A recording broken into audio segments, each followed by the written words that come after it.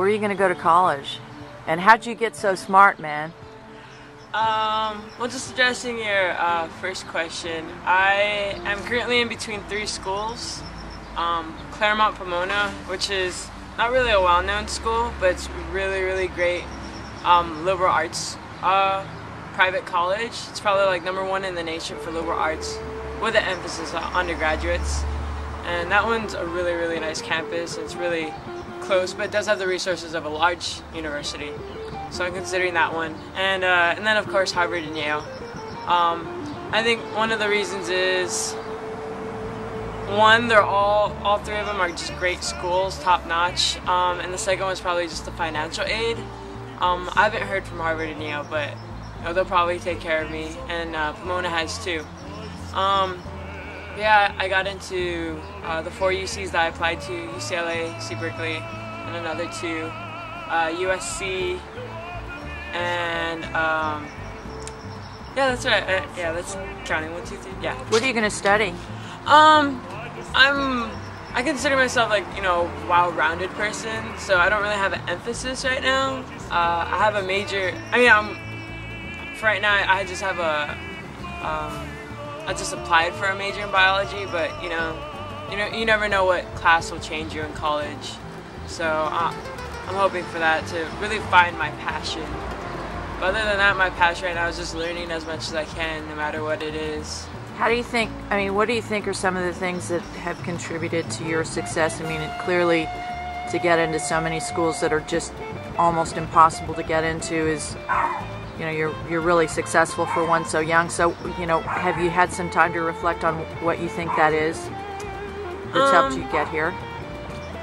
Well, I've always been aware that I do have a competitive streak in me. Like, I just love competing no matter what it is.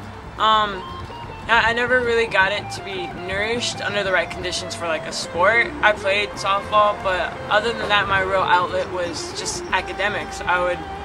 Ever since 2nd or 3rd grade, I would race my friend, let's see who can finish the math packet fastest or something like that. And I think that just that nature has just kind of flowed with me throughout elementary school, middle school, and now high school. And through high school, I've been aware that, slowly people are smarter than me. So then I just try to bring other things to the table, like being outgoing, I guess, and being kind of like a leader in other things rather than just academics. Like what? Well, I played softball for 3 years, and so I tried that out, even though I wasn't that great.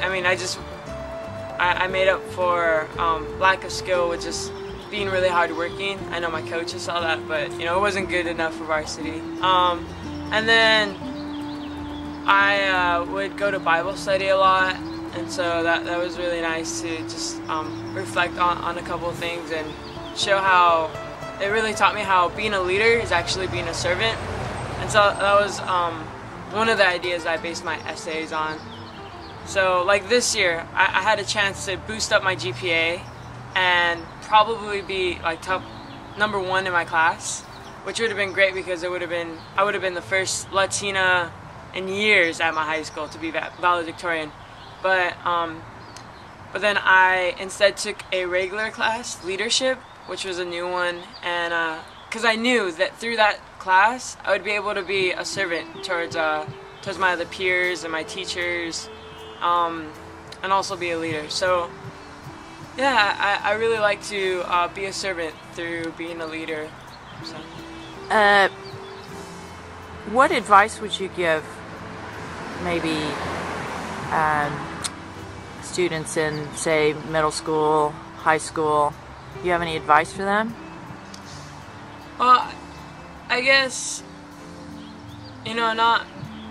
there's no one right answer for everybody. It all depends on where you're at in life. If you're, really strong in academic right now, then I would say, have you considered other things like trying a sport? Maybe you can try to be more well-rounded. And for those kids that feel kind of down, like they're not smart enough or something, like, it's not all about smartness. Like I don't consider myself that smart. I just consider myself hardworking. That's all. Like, you don't want other people put a standard on you to say, hey, you need to reach this far. You need to set your own bars that high, because then that's the only thing that helps so that you work that out. Like, because for me in elementary school, I would never do my homework. It was just I never. My parents and my teachers would just tell me, do your homework, but it wasn't until I, put that standard on myself, to raise yourself to that standard, I guess. And if I didn't do it, then I would kind of like get on myself, it all has to come like from yourself. So thank you.